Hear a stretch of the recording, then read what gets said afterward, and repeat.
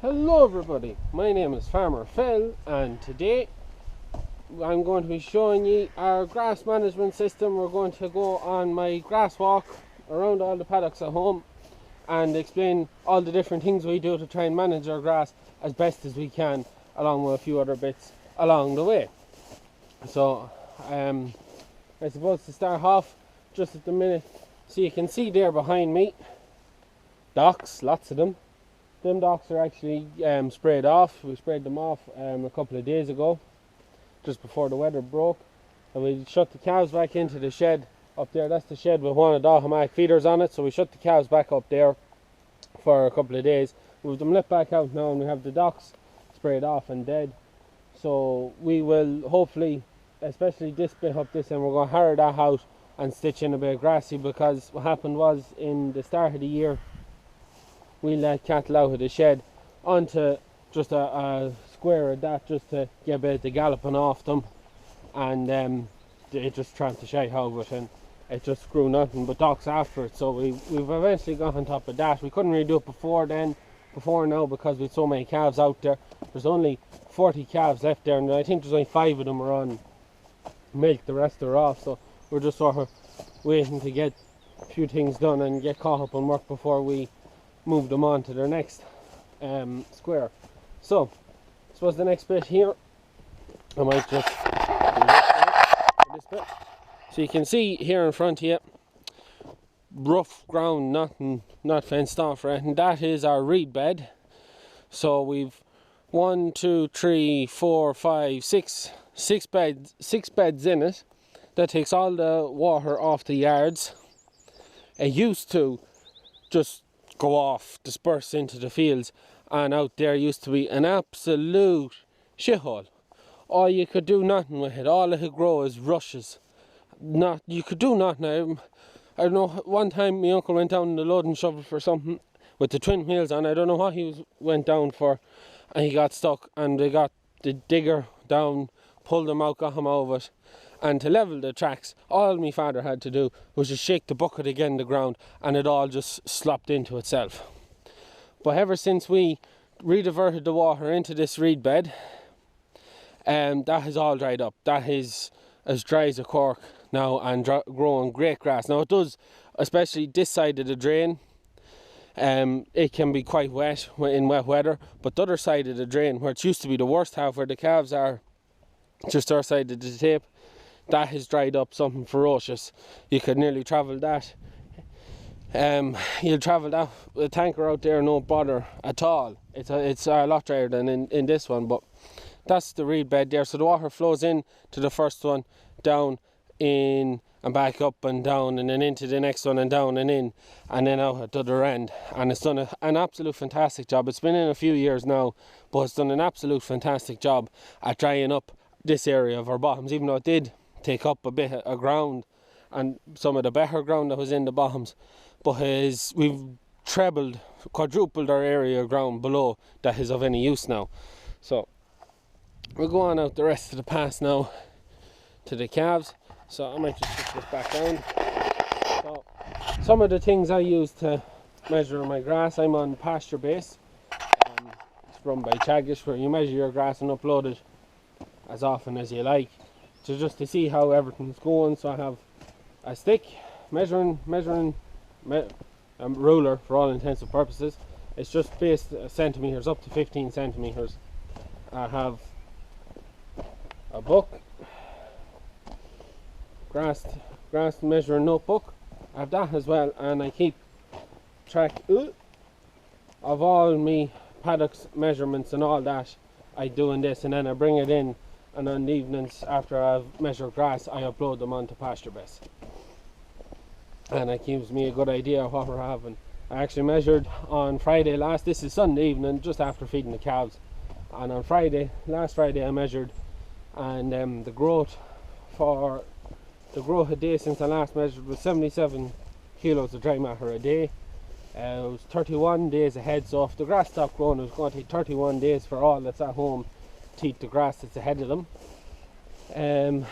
At the minute there's over 50 bulls. We'll be walking by them later on, the ones that he's seen starting their third rotation, and Then there's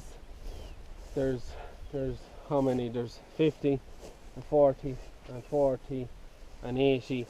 There's the guts of 250 calves as well out in different batches, and then on the lawns as well. So that's that. So we're just here now at the minute. This is I'll just get myself, it might be easier to explain. So this is our far field bottoms, as we call it. So we've one batch of calves where we're just after moving them. So the drinker is down there. It was literally just where the roll of pipe ended. I would have liked to have more piping to bring it up further, more to the middle for splitting this. So on what we've done every other year when we had calves, the batch of calves, 40-50 calves went out, they had the whole run of this. The whole run of this field, I don't know what's in it, there's a hectare in it or something. So two or 3 acres. But what we did this year is we split it. We split it at the drinker, and just because the drinker was down there, we put a diagonal. So the calves, the 40 calves ate this first. So they've been off this over a week now. There's a nice growth coming back on it. So there's a lovely bit of grass coming back on it, you can see there. Give it another few days and you could nearly put calves on it again. So the calves then were put out to the other side of the wire, and because of how much grass was ahead of them, we split it again. So you can see when we go up that far, you'll see. So yeah, across the wire, we've quite a lot of temporary wire up for doing this job now. So all the calves are getting meal at grass. They're getting about half a kilo of meal a day per head, just to keep them tipping on nicely. You can see there, lovely batch of calves. We're never had as good a calves ever. It's the best year for calves we've ever had now.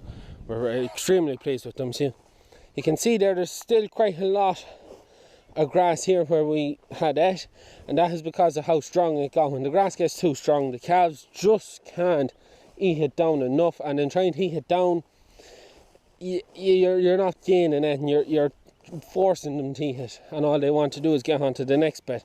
So it is quite strong there compared to below, and because of that, we let them on to the rest of it. Yeah, they let them into the rest of it. So there was quite a lot of grass here now. We let them onto it this evening, and we let them run over that. Now by right, that fence should have been brought up to there and keep them off this, but because of where the drinker is, we couldn't do that. So the cows will probably be here for another 2 weeks, I'd say, eating down this before we might move them back the other side of that fence. We might not. We put an extra 12 calves here to try and speed up eating this down, because how is it, 3 days or 36 hours after the grass is ate, it'll start to grow again, and if you eat that straight away, it'll take 7 days before it starts to grow again. So if you eat the regrowth straight away, it takes 7 days before it starts to grow, which that's why backing fences is a great job to try and keep grass coming behind them. So as you can see there, plentiful grass. By right, we should mow this, but the biggest thing that's again in mowing it is there's a lot of stones in it, because when we reseeded this field, we never, well, I rephrase that, we picked off big ones and that, but it's not, I wouldn't call it safe for mowing. That, and if we mowed this, then where we'd be able to go at them, it's just getting the balance right between the calves, getting the balance between mowing out paddocks ahead of calves to try and keep the grass right, and then not leaving yourself too tight on grass. It's a bit of a challenge to get it how you want it. But I suppose while I was up here, I just want to talk a bit about our winter barley. You can see out there. So the 3 top fields at home, we have winter barley in. Fantastic crop of winter barley. It's elbow high. Elbow high, it's way too high. We put on growth regulators and shorteners on it, but it just blew out of the ground. Now we did put a lot of dung in it before it was sowed, and maybe that's why it come up so strong. But it's elbow high, it's way too high for what we'd like now. We are extremely nervous every time there's a spill of rain or some heavy showers or wind that it'll go down. So far only a small bit has gone down, about the size of a tractor, nothing really to complain about. But we're shitting a brick every time there's a bit of wind or rain or anything that had put it down. If it stands up and if it stays good, we'd be hoping it'd be definitely over 3 ton. A 3 ton crop, definitely well over that The average grain count was between 38 and 40 grains per head. And it's quite a thick crop, especially on the top field. And this one, they're quite thick crops, and because the straw is so high, there'll be a world of straw go off it. But that's if it stays up. If it goes down, it'll be a thing of nothing. There'll be nothing to be got off it. So that's it. We're just going to move on now to the next calves. So we've 1 batch, 2 batch, 3 batch, 4 batch, 5 batches out grazing grass like this on the home farm, and then we have the 2 sheds as well. They're operating outside, and then we also have another 2 batches of calves that are still on milk that are operating outside as well. But these calves here are all off milk, and this is the grass walk. So we'll go across the fence and we'll go look at the next ones. So now out here with the next batch of calves. Now this is one of the fields that was never reseeded. There's only 2 fields at home that were never, well, I'd say never reseeded. My father and uncle would say they reseeded them 20 years ago, 25 years ago, but in my mind they'd want to be done again. After that, everything has been reseeded. There's 25, there's more, just was it 25.8 hectares is on the pasture-based maps for what I'm measuring. There's 6.5 hectares of it I've marked for cutting-based silage, and we'll get to that when we get that far. And then 19.4 for grazing.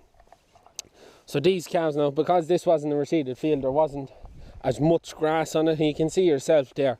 The calves have been off this side of it about the same length of time as the other calves have, and you can see there was these have been longer off it, have they? Can't just remember now. I have a board in the medicine store, the grass stem board. You can just see it there.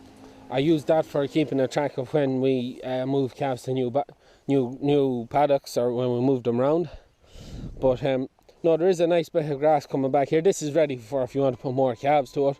But the plan is with them, they have another 5 days or more before they be finished there. They probably have too much ground under them. By right, we should have split it, but we just didn't when the time come. I wasn't on the job, but we give them another 5 days, and we're going to move them calves back up this end. We'll probably split this again, so we'll be going from the drinking pool over there, probably going to have diagonals, if I can get just on top of the hill, just the diagonals over to the bush over there, and give them a square, and then give them the other square when they've this set, and then they'll be going back down there. We'll try and rotate them here if we can. If we can't, we have space out here on the ground that we're going to cut for silage. So that's them there.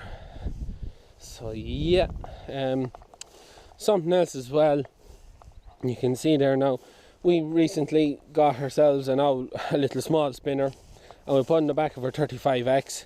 The 35X we restored in 2008. It's done quite a lot of odd jobs since then, and it definitely hasn't weathered well because of it. But we're using that, we're using it for sowing grass seed on for hire, and that's the big rig, as you could call it. But we're using it now for top dressing behind the cattle. When we move paddocks, when we change over paddocks, move cattle on, we go back over it. Just a bag you can, literally just throw a bag or 2 bags into the spinner. You go down and that, move the cattle, and you spread it. But hopefully now I'll get to do a video doing that someday. Won't be today anyways, but I'd hope to get a video done of that someday. So we're out here now in what we call the stony field. And you can see there's quite a few docks there, and young docks. We've a bit of a problem with some of our silage ground. Had quite a lot of docks in it the last 2 or 3 years, and because that was going into the cattle eating it, shitting it, we were spreading it out in the ground. It's germinated all our ground, and there'll be a bit of a battle now for a few years to try and get back on top of that. Now this wasn't sprayed. We sprayed off docks in I think all the other fields. I think it was just we just didn't have enough spray when the time come to it to do all of this. But it is going to be quite a battle for us to try and get on top of that. So the cattle come off this, it's the beginning of, no, it's the end of April was the last time this was grazed. So we took it up for silage then. Now it didn't grow too well, it didn't get any slurry. Although I got bags, and I got it quite late on as well, and it's not over hectic now.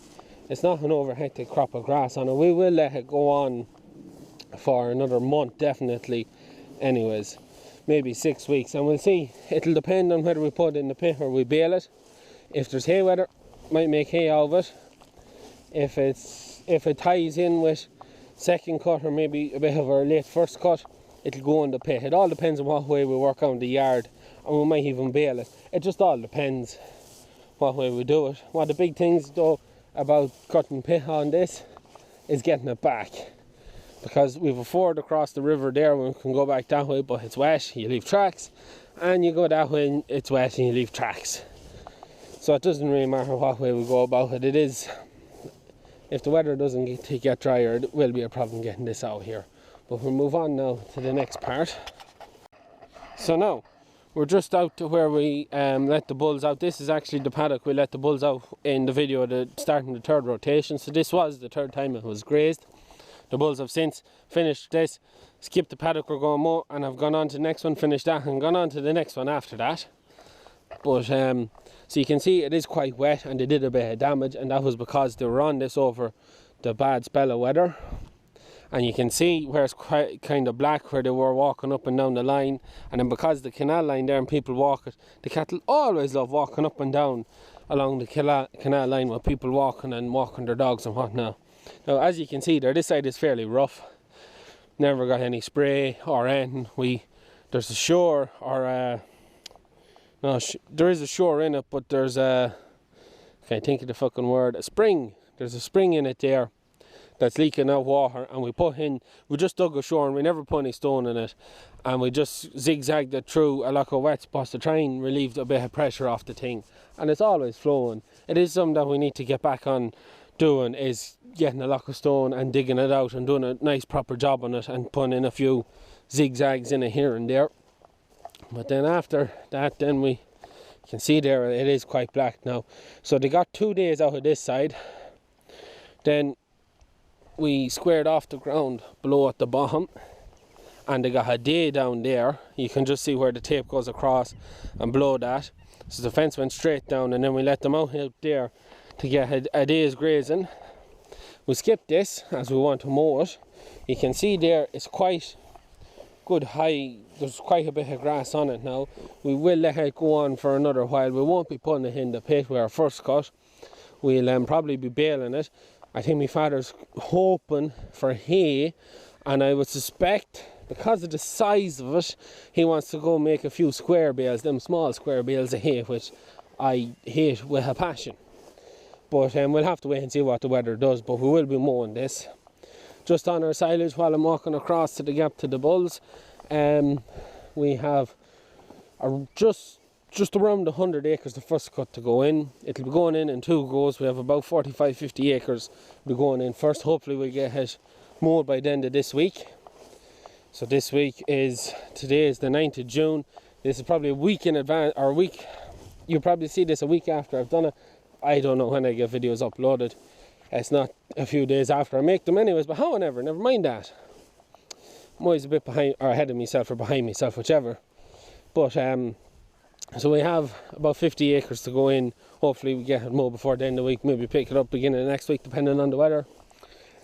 And then give it another week, 2 weeks, and we'll have the guts of another 50 acres to go in on top of that. And that'll be our first cut. And then for the second cut, it all depends on what way grass grows in that. We probably have the guts of 120 acres to go in then after that. So we'll be well up on silage compared to last year, which is great because we did run out of silage then the February, and we started into our bales, and then a neighbour, we had to get silage off a neighbour then just to finish us off, and we're back. Our bales of RVP we use, we're feeding them at the minute, but we shouldn't have them all used before we get the last of the bulls killed, the young lads killed.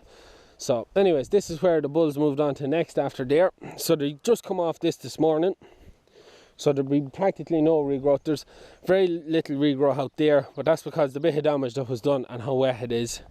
but the bulls are after coming off this. As you can see, lots of stones sticking up, so we could never have mowed this. That's why we skipped that one, because if we had that, it'd take a few days, and this would be so strong, and they'll all be getting stronger. We can't mow anything from here on the rest of the rotation, but we can mow that, so that's why we skipped that one. So the bulls come off this today. They have a very nice job done. The bulls can eat that higher, longer grass and eat it out fairly well before they get too aggy. So as you can see there, happy bulls, full, lying down, no loss in them. So we get across them before we give them a bit too much of an agitating, and hopefully Bertie doesn't annoy them too much. But they have another day, 2 days on this before we go out into the next field, and then that field is divided up into 5 paddocks, and as I said before, we'd probably split that again every paddock, so there'll be 10 moves of grass, but there'll be only 5 times they'll be actually moved with the backing fence before they go back over to the well. When we get round that far, I'll show you. So we'll just skip on now. So now we're just after coming across here into what we call the bridge field. So this, you can see there's quite a bit of ground in it, but we'll split it. We've drinkers every, I think there's 4 drinkers in the field, so we can divide this into 5, and we'll split every we'll split every one into another, so there'll be 10 moves of grass. So you can see there's lovely bit of grass there now. It was averaging the first bit around 12 centimetres, 12.5 centimetres I think it was, when measuring it. There's a formulation you do, so you measure your grass, you take off your residual height, so it's what they don't eat, which should be around 4 centimetres. If you eat any more than that, you'll have a slow comeback in grass, and you'll put a lot of stress on the grass. And you multiply it by 250. I tell you what, I'll figure out the right one, and I'll just stick it in there with an old yoke 'em above when I'm editing. So you can't really tell. They were after walking across one of the old divisions where there would have been 2 or 3 days in the difference, and it's all pretty much caught up on itself. You wouldn't be able to tell, but when we had the last one grazed and the first one kept, you could see the different shades of green as it was going on, and it was quite nice to look at and see. But that's really, I don't think there's much else to talk about in this field, so I'm going to walk over to the bridge. We're going to look at the 2 batches of calves over there and what we're doing. Another batch of calves down there. We might walk out to them. It's pretty much all the same what we're doing with all the calves. Calves went out onto the paddock. They stayed there for a couple of weeks till either had it all there, or we decided needed a bit of a change. But this year we're using fences. We put drinkers in the field. We spent a bit of money now on drinkers and piping and that, but we're getting serious output out of the grass. We're getting so much more out of it, it's ridiculous. So we'll get out there to them and we'll have a look, but that's what we're doing. We're literally splitting the paddocks that we used to let calves out on to full, and now we're sort of grazing it. We're strip grazing some of it. If we can, we put backing fences behind them. We're doing a huge job in that regards, getting our calves done. So we'll head out here now and look at the calves out. So now we're out into what we call the well field, because there's a drain, you could nearly call it a shore. All the rocks that used to be on these fields were cleared into it, goes up to a well at the back of the castle there. So the bulls have been off this 10 days now. There's a lovely little bit of grass there now. If we didn't need it for the bulls, it'd be just right bit of stuff for the calves. That lovely nice leafy grass, that's what you want for your calves. Strong old stemmy stuff, they won't eat it, and it's just not as powerful as this short leafy grass. So we'll head out here to the calves and I'll just show you what we're doing out here with these and then we might go back over and look at them over there, and then that's it. We've had all walked then. A lot of this land is, you have a foot of blue marley stuff and you're on rock. Like, that's one of the reasons why we only have one slatted tank, is because we can't dig slatted tanks around here. You'd need a rock breaker to dig them. You're just a couple of inches to a foot of soil of blue marley stuff, and you're gone. Then you're into pure rock. So we're here with the calves. I might just stay this side, save me getting out. So you can see there, these are our oldest batch of calves. So you might have already seen them when I moved them onto that square there. So that's where they come off. You can see the difference now. I probably will be in that order. So you can see the difference from when they come off, when they're on it. And lovely calves. They were very happy with how all the calves are doing. We can see there now. We have stepped on the fence a couple of times just to keep giving them grass. We were hoping to get that mowed earlier to so that we could give it all to them. But we got mowed there on Saturday, so probably maybe I should have went out there. But you can see there the grass out there, huge crop of grass. Way too strong for cows. Oh geez, they'd tramp it. Oh, you just walk it into the ground. They wouldn't eat it. They'd walk it into the ground. So we mowed it. We didn't mow it all, as you can see there. Just around there is wet and a bit rough, and we left the backs worse than that because we want to. The plan is now we'll be baling that tomorrow. The plan is we're going to give them the half of that. We're going to completely take them off that onto that, take them off that altogether. Are we? Yeah, we are. We'll drink her up there. And then we'll do the same with the calves. You can see up there, they'll do the same. They're just about finished up there. We could leave them on it for another couple of days, but we're as well move them on when we have that. So both sides will come down and meet each other, separated with a fence. They'll eat that. They'll be backed off the two fences. You can see the white tape. Just you might be able. It's quite hard to see anything in the distance with the wide angle view. But just below the house on the rocks, we might actually just take a look up that far. I want to walk up that far. So yeah, that's what I'll do. I'll walk up that far and we'll have a look. So now we're just walking over to these batch of calves now on what we call the bottom square. So this is where I was telling you we got stuck with the loading shovel, and when you got them out you just shook the bucket on the ground and it just all leveled out. It's as dry as a cork. Now ever since we put in the rebed and we put that redug a drain in there, absolutely dry as a cork. So you can see there now there's quite a lot of grass there. By right we should nearly consider mowing it, but the problem we run into then is we won't have enough grass to keep the calves moving on nicely, and it's not very suitable to mow either. It's rough, there's stones, it was reseeded, but I wouldn't be very comfortable with what we picked going in and mowing it. You'd top it all right, but you wouldn't mow it. You'd have to mow it pretty high now just to be safe. There's another batch of calves there. Another batch of 40. We put all the batches in 40 bar. We increased some, and we are going to throw more calves out here. I'll probably throw another 10 calves out here, just to try and eat this up quicker, because if it gets much stronger, it's just now. We give it another week, 10 days. It'll be it'll just be gone that bit too stemmy, and you just won't be able to eat it out just as nice now. But no, very happy with them calves now. All the calves are doing ferocious well. Very happy with them.